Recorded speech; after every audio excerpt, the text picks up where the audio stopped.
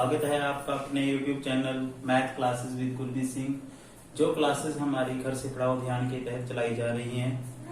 तो पिछली वीडियो में हमने दो चर वाले रैखिक समीकरण युग्म जो है वज्र गुणन विधि से कैसे समीकरण को हल करते हैं वो सीखा था। आज हम उसी प्रश्नावली 3.5 के कुछ प्रश्न जो हमारी व्यवहारिक समस्याएं हैं उनसे संबंधित प्रश्न करेंगे। जो हमारा पहला प्रश्न है व्यवहारिक प्रश्न, ये क्वेश्चन 4 है, उसका फर्स्ट पार्ट है। एक छात्रावास के मासिक व्यय का एक भाग नियत है तथा शेष इस पर निर्भर करता है कि छात्र ने कितने दिन भोजन लिया। जब एक विद्यार्थी ए को जो 20 दिन भोजन करता है 1000 रुपए मतलब उसको देने पड़ते हैं, जबकि दूसरा जो छात्र है बी उसको 26 दिन के लिए अगर वो भोजन करता है तो उसको 1180 रुपए देने पड़ते हैं। तो नियत व्यय ज्ञात करना है और प्रतिदिन जो भोजन का खर्च है वो ज्ञात करना है। ठीक है, तो ये प्रश्न था हमारा। तो सबसे पहले क्वेश्चन को समझे ध्यान से। ठीक है, एक हॉस्टल है, जैसे बच्चे पढ़ने के लिए जाते हैं हॉस्टल में, तो वहां पे क्या होता है, एक तो उनका रहने का होता है, जो उनका कमरे का किराया होता है, एक मेस चार्जेस होते हैं जहाँ पे वो खाना लेते हैं बच्चे। ठीक है, वो तय उसने कितने दिन खाना लिया पर डे के हिसाब से जो है उनका वो जो है चार्ज करते हैं, उनसे वो लेते हैं। ठीक है, तो एक विद्यार्थी है ए, अगर उसने 20 दिन तक भोजन करता है तो वो 1000 रुपए उसको देने पड़ते हैं। ठीक है, तो इसमें क्या करेंगे,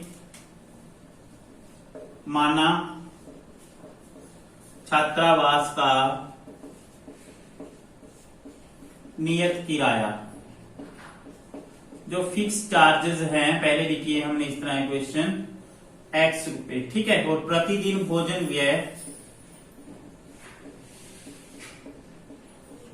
व्यय जो है वो है y रुपए। ठीक है, अब इसमें क्या है, जो विद्यार्थी है पहले केस में देखो फिक्स चार्जेस तो उसको देने ही है, जो रेंट है कमरे का वो तो देना ही है, लेकिन जो उसने भोजन किया है वो कितने दिन किया है, 20 दिन। एक दिन के y रुपए हैं तो 20 दिन के कितने होंगे, 20y। टोटल कितने दिए इसने, 1000 रुपए। ठीक है, पहले विद्यार्थी का हमने क्या किया है, जो उसकी समस्या थी उसको बीजगणितीय समस्या में बदल दिया है। ठीक है, जो सेकंड है दूसरा विद्यार्थी बी है, उसने क्या है कितने दिन तक भोजन लिया है, 26 दिन तक। तो यहाँ 20 की जगह पे क्या आएगा, 26y। और क्योंकि जो किराया है वो तो फिक्स है, वो तो x ही है, और उसके जो पैसे बने हैं वो 1180 रुपए बने हैं। ये समीकरण 1 है, ये समीकरण 2 है। तो समीकरण 1 व 2 को आपने वज्र गुणन विधि से हल कर लेना है। ठीक है, ये मैं समीकरण आपने खुद करनी है, क्योंकि समीकरणों के बारे में मैंने आपको बता दिया है।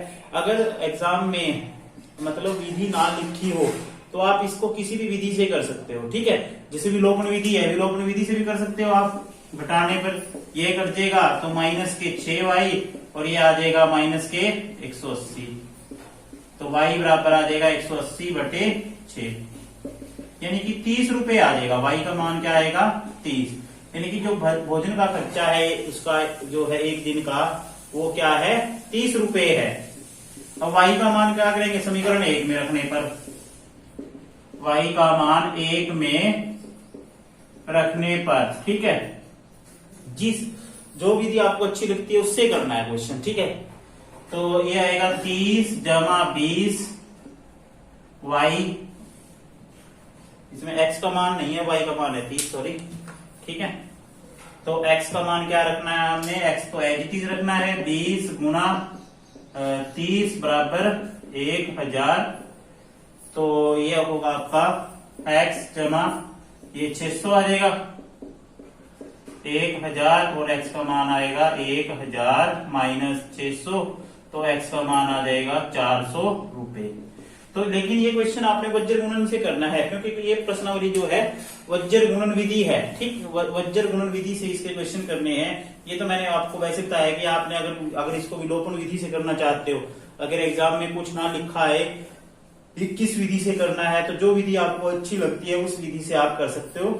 मुझे जो है विलोपन विधि अच्छी लगती है, ज्यादा ठीक लगती है, तो मैंने विलोपन विधि से किया इस क्वेश्चन को। तो आपने क्या करना है, उसी विधि से करना है जो विधि आपको ठीक लगे, ठीक है। लेकिन प्रश्नावली के हिसाब से अभी आपने इसको वज्र गुणन विधि से ही करना है, ठीक है, जो हमने पिछली वीडियो में की थी। इसके बाद हमारा अगला प्रश्न है, उसके लिए मैं समीकरण बनाता हूं।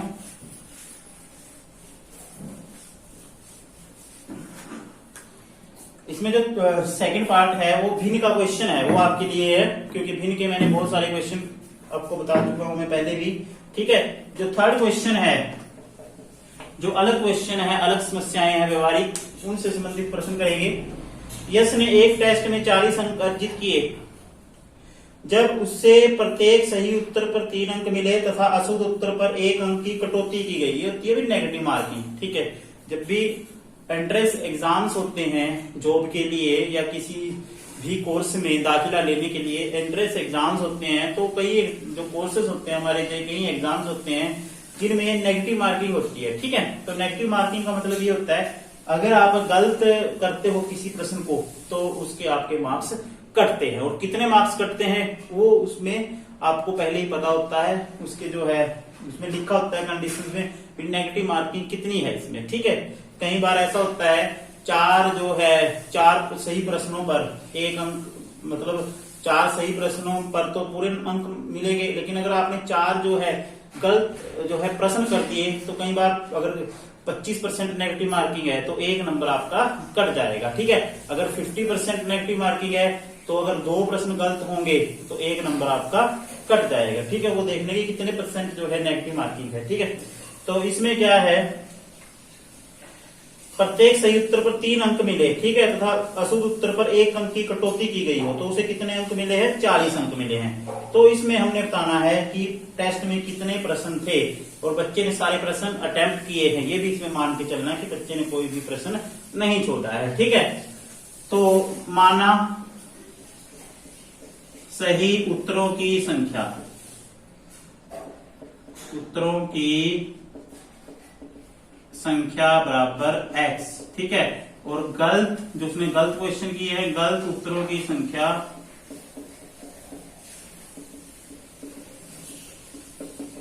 अब टोटल उत्तर हो जाएंगे उसके x जमा वाई, यानी कि उसने x जमा वाई जो है प्रश्न हल किए हैं और सारे प्रश्न उसने हल किए हैं, तो इसका मतलब कुल प्रश्न कितने हो जाएंगे, x जमा वाई। तो यानी कि आपने x और y का मान ज्ञात करना है, ठीक है। अब देखो इसमें जो कंडीशन लगानी है आपने, प्रत्येक सही उत्तर पर 3 अंक, अब सही उत्तर पर उसको 3 अंक मिलते हैं, 3 अंक, और कटते कितने हैं उसके नंबर, कितने मार्क्स कटते हैं, और प्रत्येक अशुद्ध उत्तर पर 1 अंक की कटौती, अगर गलत करता है तो 1 नंबर उसका कट जाता है। अगर उसने y गलत उत्तर दिए हैं तो 1 गुना y, और उसके अंक कितने आए हैं, 40 आए हैं।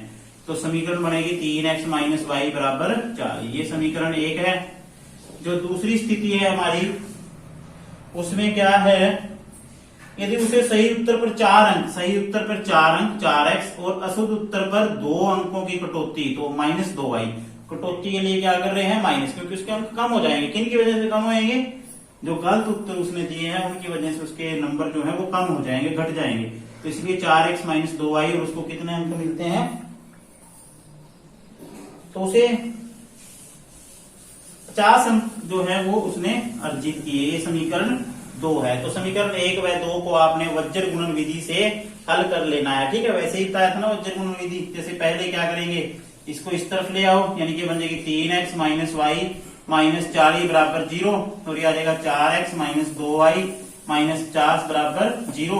तो पहले क्या करते हैं, y के कोफिशिएंट लिखते हैं, y के गुणांक लिखते हैं, -1 -2, फिर -1 माइनस, ये देखो -1 -2 -40 -50, फिर इसके लिखते हैं 3 4, और उसके बाद क्या आएगा, ये आएगा -1 -2, ठीक है। लिख लेना आप एक बार, अगर इससे पता नहीं लग रहा हो। A1 क्या है, इसमें A1 है 3, A2 है 4, B1 है -1, B2 है -2, और C1 है, जो हमारा C1 है वो कितना है, C1 है -40 और C2 है -50। ठीक है, तो इस तरह से हमने क्या करना है, B1 B2 से शुरू करते हैं, -1 -2, फिर आगे -40 -50, फिर 3 4, फिर -1 2, ऐसे क्रॉस मल्टीप्लिकेशन। तो यहाँ x, इसमें क्या करते हैं, इसकी और इसकी गुणा में से 50 में से क्या घटाना है, इसकी और इसकी गुणा, तो क्या आएगी 40 दूनी 80 प्लस का 80, तो माइनस हो जाएगा क्योंकि यहाँ पे साइन हम किसका लेते हैं, माइनस का लेते हैं। और यहाँ पे क्या आएगा y, ये आएगा माइनस के 40 को 4 से गुणा कराएंगे -160, माइनस 50 को 3 से गुणा कराएंगे माइनस के 150, और यहाँ 1 लिखते हैं, 1 में क्या होगा 3 गुणा 2 -6,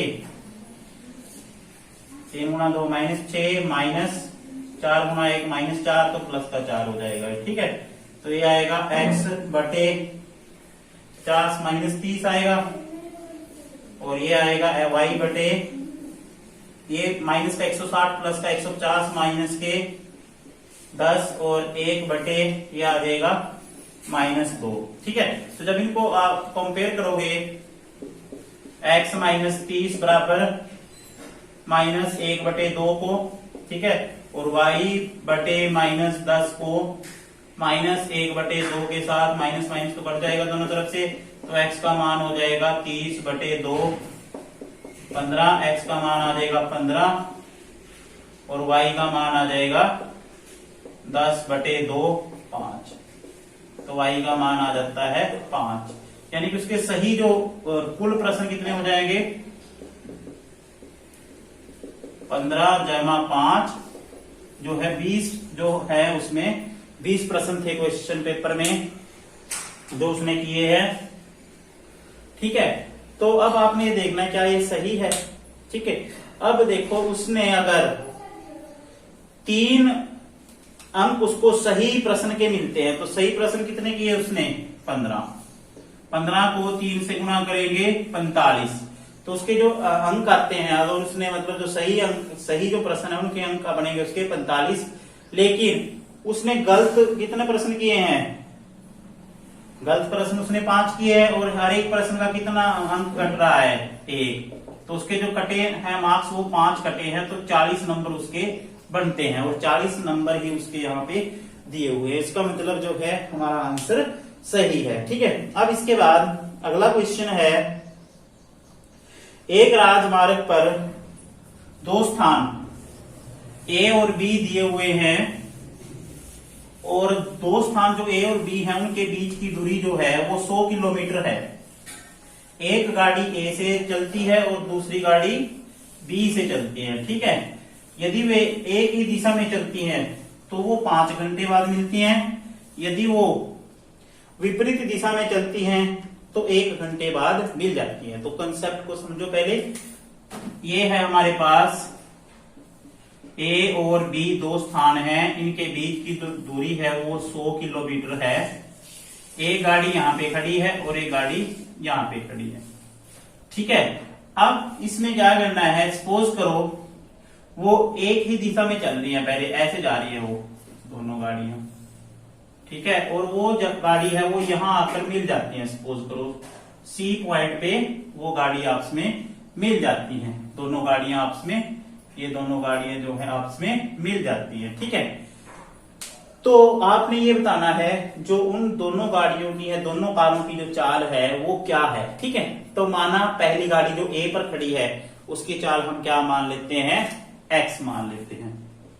माना पहली कार जो A पर खड़ी है ना,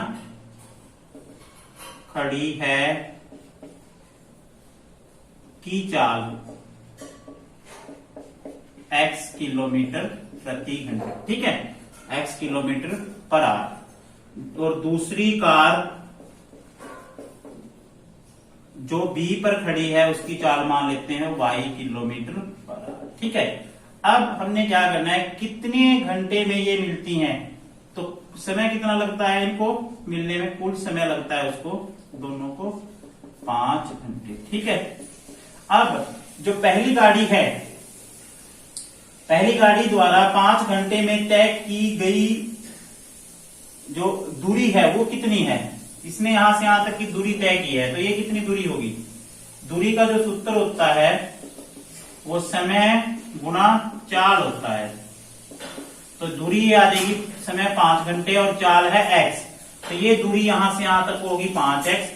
और जो ये गाड़ी ये थोड़ा धीरे चल रही थी, ठीक है, तो इसने कितनी दूरी तय की है, क्योंकि इसकी चाल है y किलोमीटर प्रति घंटा और समय इसको भी यहां से यहां तक पहुंचने में 5 घंटे लगे हैं। इस बिंदु से इस बिंदु तक पहुंचने में इसको कितना समय लगा है, 5 घंटे लगा है। तो ये दूरी हो जाएगी 5y, यानी कि हमारे पास जो दूरी AC है, A से C तक की दूरी है वो है 5x और B से C तक की दूरी है 5y। अगर मैं 5x में से 5y घटा दूं, अगर मैं AC में से BC घटा दूं तो मेरे पास क्या बचेगा, AB बचेगा, यानी कि AC माइनस BC बराबर AB, यानी कि AC कितना है हमारे पास 5x माइनस BC कितना है 5y और AB कितना है 100 किलोमीटर। ठीक है, तो ये आपने क्या करना है, ये पहली समीकरण बन जाती है। अगर कोई संख्या ऐसी है जिससे पूरी समीकरण भाग हो रही है, उससे हम भाग कर देते हैं। तो क्या करेंगे, 5 से भाग देने पर तो ये आएगा x माइनस वाई बराबर 20, समीकरण 1। ठीक है, अब दूसरी स्थिति में क्या है, ये दोनों गाड़ियां अगर विपरीत दिशा में चलती हैं तो ये जो है सपोज करो यहाँ पे C डैश पे मिल जाती हैं।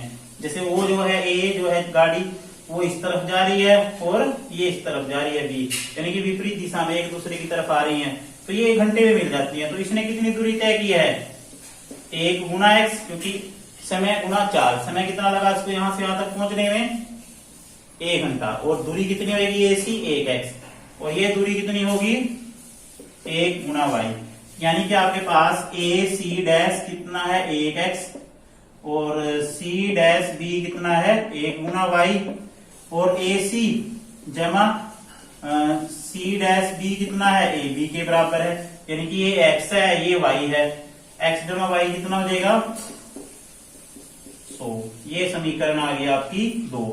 1 व 2 को चाहे तो वज्र गुणन विधि से कर लो, चाहे आप जिस मर्जी विधि से कर लो, लेकिन जो प्रश्नावली है उसमें वज्र गुणन विधि है, तो वज्र गुणन विधि से ही आपने इसको करना है अपनी कॉपी में।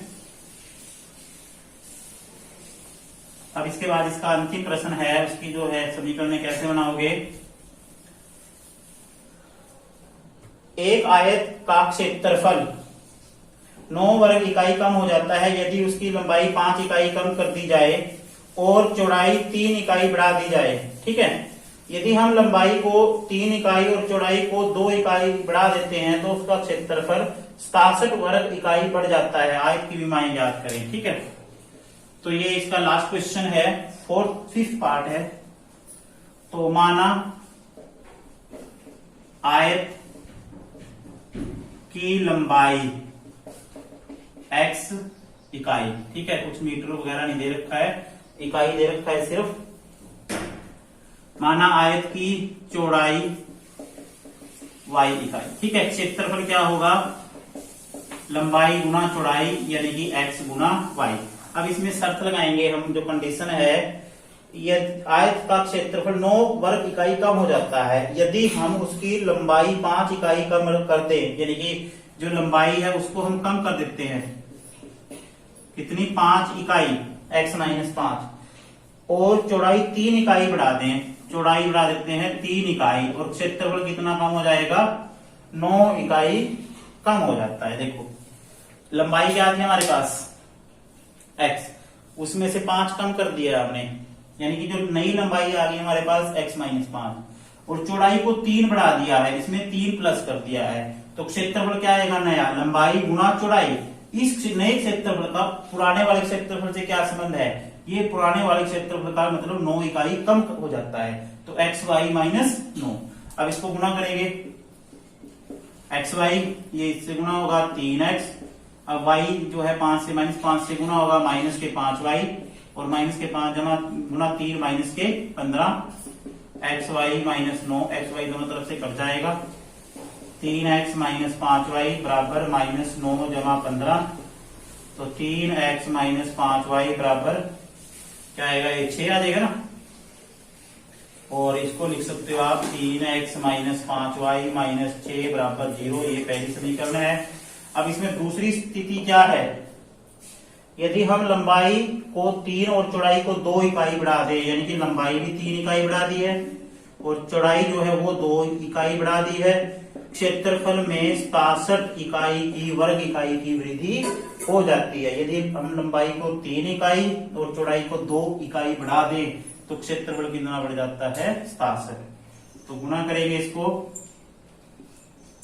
xy plus 2x plus 3y plus 6 बराबर xy प्लस 67, xy कट जाता है, तो 2x जमा 3y बराबर 67 माइनस 6, 2x जमा 3y बराबर 61, तो 2x जमा 3y बराबर माइनस 61 बराबर 0, ये समीकरण आ जाती है 2। तो ये हमारी दो इक्वेशंस आ गई है।